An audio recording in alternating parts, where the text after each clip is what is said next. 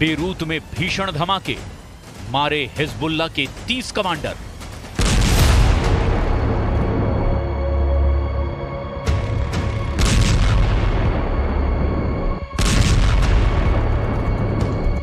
Iran पर Israel हमला कब करेगा, इसका अंदाजा लगाना बहुत मुश्किल है, लेकिन इस वक्त दक्षिणी लेबनान में जिस तरह से हिजबुल्लाह के लड़ाकों पर इजरायली वायुसेना भीषण हमले कर रही है, उससे साफ हो चुका है कि इजराइल चाहता है कि जिस वक्त वो ईरान पर बड़ा हमला करे, उस वक्त हिजबुल्लाह की तरफ से इजराइल पर बड़े हमले ना हो पाएं। और इसीलिए इजरायली वायुसेना और पैदल सेना दक्षिणी लेबनान के गांवों से लेकर के शहरों पर जबरदस्त हमले कर रही है।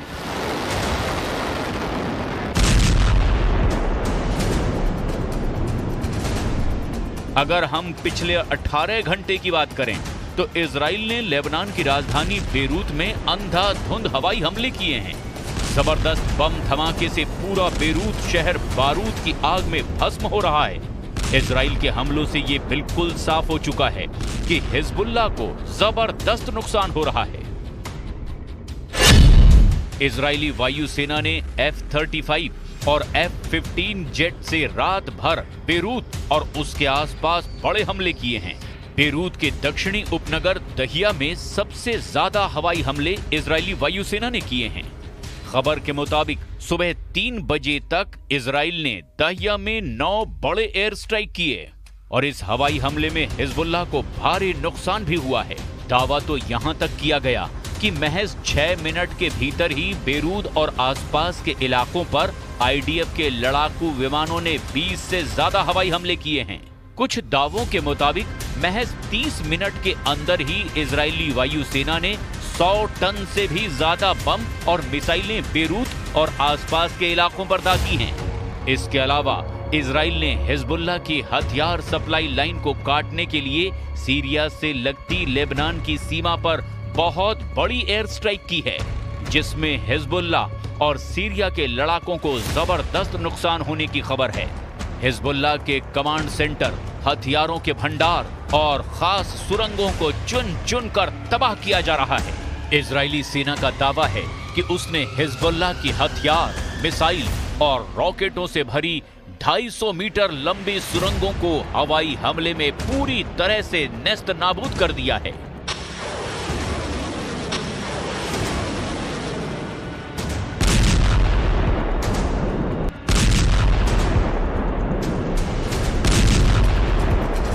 חיסול של נסראללה זה שלב חשוב מאוד, אבל זה לא הכל. אנחנו נפעיל את כל היכולות שיש לנו. ואם מישהו לא הבין בצד השני מה הכוונה כל היכולות, זה כל היכולות. ואתם חלק מהמאמץ הזה. המטרה שלנו זה להחזיר את תושבי הצפון לבתיהם. עבור החזרת תושבי הצפון לבתים שלהם, אנחנו נהיה מוכנים לעשות. इजरायली सेना का दावा है कि उसने लेबनान में हिजबुल्लाह को कमजोर करने के लिए जमीनी जंग बेहद तेज कर दी है। इस वक्त इजराइल की सेना के पैदल सैनिक, मार्कावा टैंक और बख्तरबंद लड़ाकू वाहनों के साथ दक्षिणी लेबनान में चुन चुन कर हिजबुल्लाह के अड्डों और ठिकानों पर हमले कर रहे हैं। दक्षिणी लेबनान से सटे उत्तरी इजराइल के शहरों और गांवों पर हिजबुल्लाह के लड़ाके इन्हीं इलाकों में खौफनाक हमले कर रहे हैं। हिजबुल्लाह ने पहली बार एक वीडियो भी जारी किया है, जिसमें दावा किया गया कि कैसे हिजबुल्लाह के लड़ाके चुन चुन कर अब इजराइल के ग्राउंड फोर्सेस पर जानलेवा हमले कर रहे हैं। हिजबुल्लाह के इस वीडियो में जो दावे किए गए हैं वो वाकई हैरान करने वाले हैं। वीडियो में हिजबुल्लाह ने साउथ लेबनान के अल-अदीसा और मरान एल रास में भी 10 इजरायली सैनिकों को मारने का दावा किया है। हिजबुल्लाह का दावा है कि ये इजरायली सैनिक उस वक्त मारे गए जब इजरायली सैनिक लेबनान के अल-अदीसा और मरान एल रास में हिजबुल्लाह के लड़ाकों पर हमला कर रहे थे। हिजबुल्लाह ने दावा ये भी किया कि उसने आईडीएफ पर हमला करके इजराइल के 76 सैनिकों को घायल कर दिया है, जिसकी वजह से इजराइल जमीनी हमले रोकने के लिए मजबूर हुआ है। खबर ये भी है कि लेबनान के अल-अदीसा में हिजबुल्लाह ने इजराइल पर 2 सरफेस टू सरफेस मिसाइलें दागी है, जिसे इजराइल के एयर डिफेंस ने तबाह कर दिया है। हिजबुल्लाह के हमलों से इजराइल के मेनाशे, कारमेल और हामी फ्रात्स इलाकों में मिसाइल की वजह से लगातार सायरन बजने की खबरें भी आ रही है। יש לשלוח תנחומים מעומק ליבי למשפחות גיבורינו שנפלו היום בלבנון. השם ייקום דמם, יהי זכרם ברוך. אנחנו בעיצומה של מלחמה קשה נגד ציר הרשע של איראן שמבקש להשמיד אותנו. זה לא יקרה, כי נעמוד יחד ובעזרת השם ננצח יחד. נחזיר את חטופינו בדרום, נחזיר את תושבינו בצפון, נבטיח את נצח ישראל.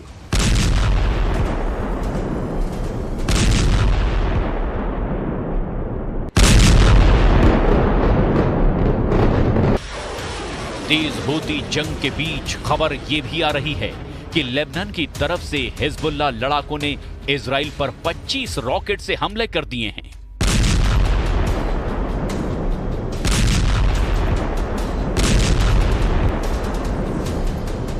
टाइम्स ऑफ इजराइल के मुताबिक इजराइल के गैलीली में सायरन की आवाजें सुनाई दे रही है। आईडीएफ के मुताबिक उन्होंने हिजबुल्लाह के कई रॉकेट्स को इंटरसेप्ट कर लिया है। 5 अक्टूबर से अब तक हिजबुल्लाह की ओर से इजराइल पर 110 रॉकेट से हमला किया जा चुका है। इधर इजरायली सेना का साफ कहना है कि वो हिजबुल्लाह की लीडरशिप और टॉप कमांडरों को जिंदा नहीं छोड़ेंगी।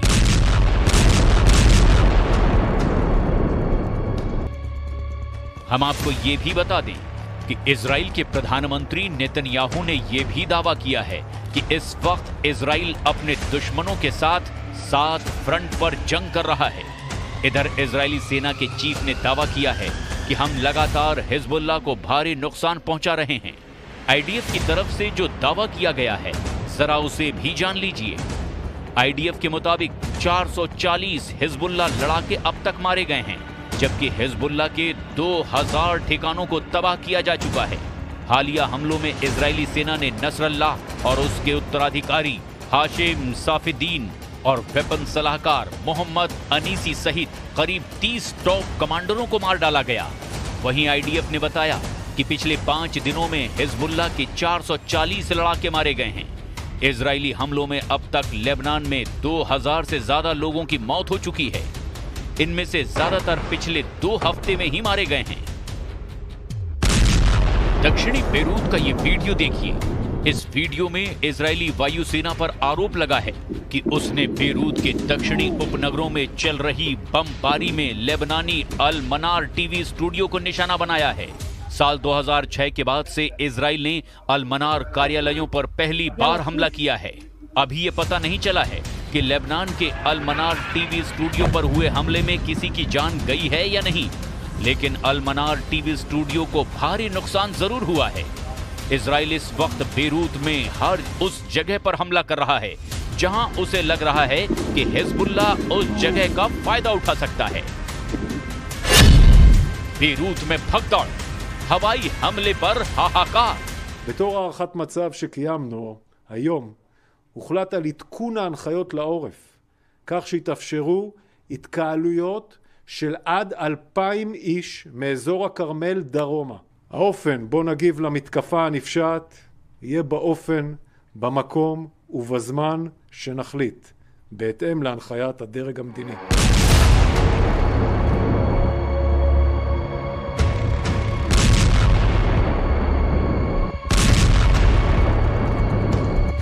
इजराइल ने पहली बार लेबनान के उत्तरी इलाके पर भी हवाई हमला शुरू कर दिया है। इजरायली सेना ने रात त्रिपोली के बेदावी इलाके में फिलिस्तीनी शरणार्थी कैंप के पास इमारत को निशाना बनाया है। इस हमले में हमास के मिलिट्री विंग अल कासिम के नेता सईद अतल्लाह अली की मौत हो गई है। उसके परिवार के 3 और लोग भी मारे गए हैं। अमेरिकी मीडिया के मुताबिक 17 सितंबर के बाद से लेबनान से 3 लाख लोग सीरिया भाग गए हैं। वहीं लेबनान सरकार ने बताया कि साल भर में 12 लाख से ज्यादा लोगों ने लेबनान छोड़ दिया है। इस बीच इजराइल के हवाई हमले में लेबनान को सीरिया से जोड़ने वाला हाईवे टूट चुका है। इजराइल ने बेरूत एयरपोर्ट से सिर्फ 1 किलोमीटर दूर पर भयंकर एयर स्ट्राइक की है, जिसकी वजह से विदेशी नागरिकों के होश उड़ने शुरू हो गए हैं। जर्मनी अपने नागरिकों को तेजी से निकाल रहा है। ऑस्ट्रेलिया ने रात भर में लेबनान से अपने 407 नागरिकों को बाहर निकाल लिया है। अमेरिका, चीन, फ्रांस और ब्रिटेन भी अपने काफी नागरिकों को हवाई जहाजों से सुरक्षित स्थानों पर पहुंचा रहे हैं। कुल मिलाकर बेरूत उस बारूदी जंग में बुरी तरह से जल रहा है, जहां अब कोई भी सुरक्षित नजर नहीं आ रहा।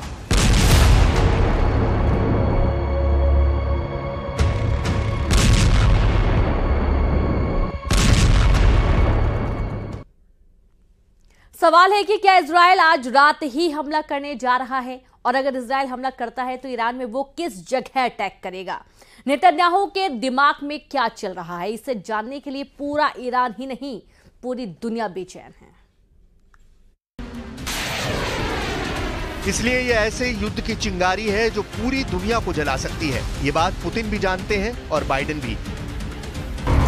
इस युद्ध के शुरू होने से पहले कई एक्टर शामिल हो चुके हैं। एक तरफ ईरान बनाम इजराइल है, तो दूसरी तरफ बाकी एक्टर्स में अमेरिका है, रूस है, सऊदी अरब है, लेबनान है, इराक है, सीरिया है, यमन है।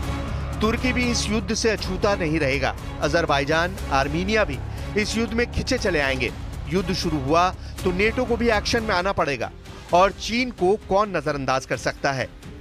लेकिन युद्ध को काबू करने के बजाय इस वक्त ईरान और इजराइल में ऐसी मीटिंग हो रही है जो सिर्फ और सिर्फ युद्ध को और तेज करेगी। पेंटागन से लेकर इजराइल के वॉर रूम तक घंटों मीटिंग हुई है और अब भी चल रही है। तेहरान को जवाब देने के लिए क्या अमेरिका भी इतने ही प्रेशर में है जितना इजराइल है, ये बड़ा सवाल है। तो चलिए इसका जवाब भी आपको दिखा देते हैं।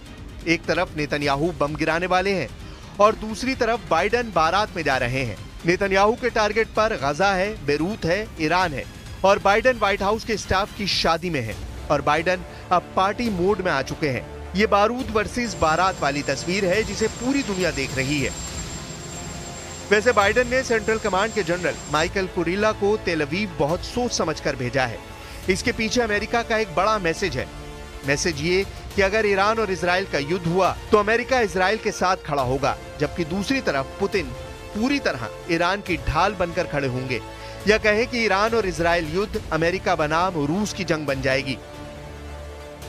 खबर यह भी है कि ईरान को रूस से S-400 एयर डिफेंस सिस्टम मिल चुके हैं। सवाल है कि क्या ये खास इजराइल को रोकने के लिए सप्लाई किए गए हैं। रूस की तरह ईरान भी दुनिया में एक मल्टीपोलर यानी बहुध्रुवीय सिस्टम चाहता है, यानी अमेरिका की दादागिरी नहीं चलेगी। ये रूस और ईरान दोनों बताना चाहते हैं। तेहरान में हमास प्रमुख इस्माइल हानिया और लेबनान में हिजबुल्लाह चीफ हसन नसरुल्लाह की हत्या के बाद पुतिन ने अपने सबसे शीर्ष प्रतिनिधि ईरान भेज चुके हैं। ये नेतन्याहू को भी बड़ा पैगाम है और बाइडेन को भी बहुत खतरनाक मैसेज है। इजराइल अब कैसे वार करेगा और ईरान फिर कैसे जवाब देगा। इस दशक में दुनिया के लिए सबसे खतरनाक वक्त आ चुका है। 2022 रूस ने यूक्रेन पर हमला करके पूरे यूरोप को डरा दिया, अमेरिका तक घबरा गया। 2023 हमास ने इजराइल पर हमला करके पश्चिम एशिया का सबसे खतरनाक युद्ध छेड़ दिया। लेकिन 2024 सवाल है कि क्या ईरान और इजराइल का युद्ध हुआ तो वर्ल्ड वॉर शुरू हो जाएगी। यानी 2022 में तो दुनिया वर्ल्ड वॉर से बच गई। 2023 में भी गजा युद्ध के बाद विश्व युद्ध नहीं हुआ। ऐसे में क्या 2024 सभी जंगों का बॉइलिंग पॉइंट बनेगा और ईरान इजराइल युद्ध के साथ विश्व युद्ध भी शुरू हो जाएगा। مشورت‌های خیلی خوبی بین ما صورت گرفت. ابتکاراتی الان وجود داره توسط برخی از کشورهای منطقه و برخی از کشورهای فرامنطقه. ما به مشورت‌های خودمون با اون کشورها ادامه خواهیم داد. عملی یک عکس‌العملی خواهد بود از سوی ایران به صورت متناسب و مشابه. ईरान के मिसाइल पावर से इजराइल बहुत ज्यादा घबराया हुआ है। ये बात बाइडेन और पुतिन दोनों जानते हैं। ईरान ने जिस तरह से इजराइल पर हमला किया उसे तीसरे विश्व युद्ध की दस्तक के तौर पर देखा जा रहा है। ईरान की नई मिसाइल खैबर शिकन, फतेह और खुर्रम शहर 4 पर इजराइल का पूरा फोकस है। ये टेक्नोलॉजी के मामले में ईरान की बहुत ही खतरनाक मिसाइल मानी जाती है। इनमें से खुर्रम शहर 4 की रेंज 2000 किलोमीटर है और ये 1500 किलो तक का वॉरहेड ले जा सकती है। इसलिए ईरान का जवाब भी फौरन आएगा और दोगुनी ताकत से आएगा। अब देखना है कि अगले 24 घंटों में ईरान और इजराइल के बीच क्या होता है। दोनों की तैयारी पूरी है। हालांकि अगला एक्शन क्या होगा इसका पूरा कंट्रोल इजराइल के पास है।